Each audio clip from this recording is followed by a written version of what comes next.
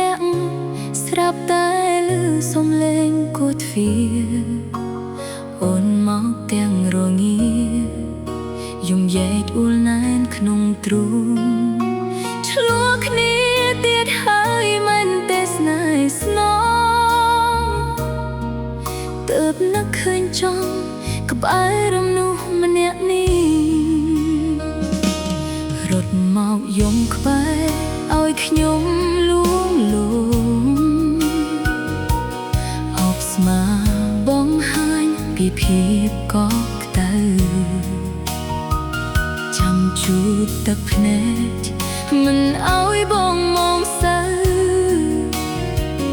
កុំយំប្រពើចាំមុនកុំដល់រៀមរា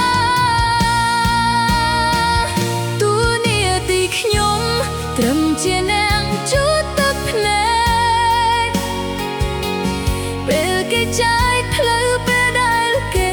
ឆ្លោះគ្នាពេលឡើងត្រូវការ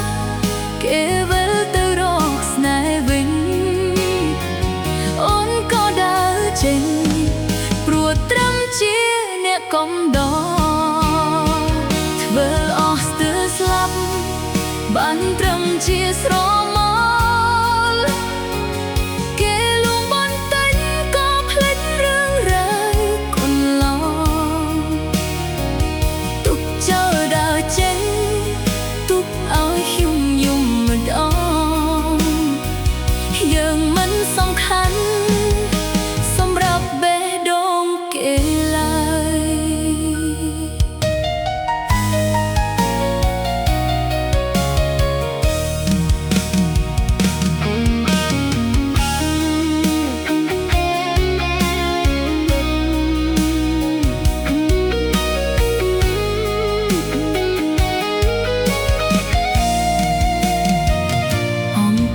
ចាំស្ដាប់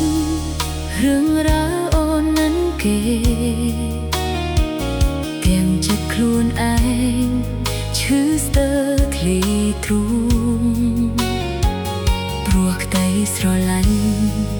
ទៅព្រមទ្រាំល្ងង